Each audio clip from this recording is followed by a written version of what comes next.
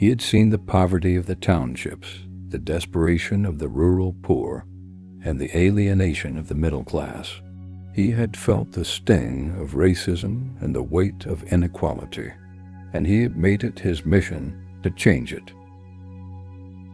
"My fellow South Africans," David began, his voice steady and resonant, cutting through the noise of the crowd like a knife. "We stand at a crossroads. For too long we have been divided.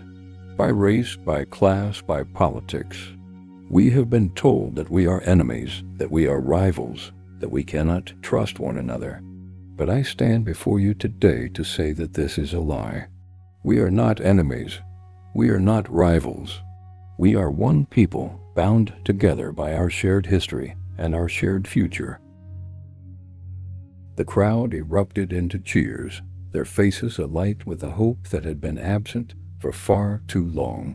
David's message was simple yet powerful: unity, justice, and rebuilding. He spoke of a South Africa where corruption was eradicated, where jobs were created, and where every citizen, regardless of their background, had a fair shot at success. He spoke of a nation where the divisions of the past were replaced by a shared vision for the future. His campaign was a grassroots movement, fueled by the energy of young voters and disenfranchised communities.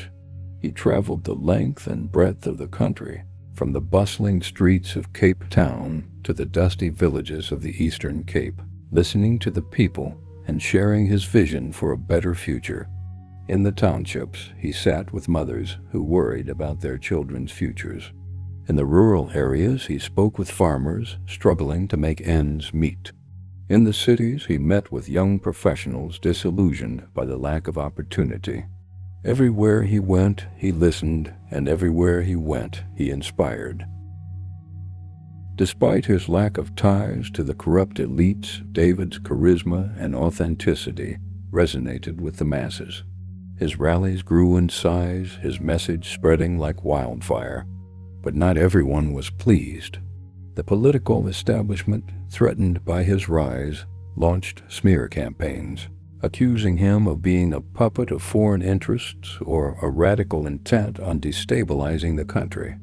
They called him naive, a dreamer, a man who did not understand the complexities of governance. But David remained undeterred. "They call me a dreamer," he said at one rally, "but I say to you, it is the dreamers who change the world."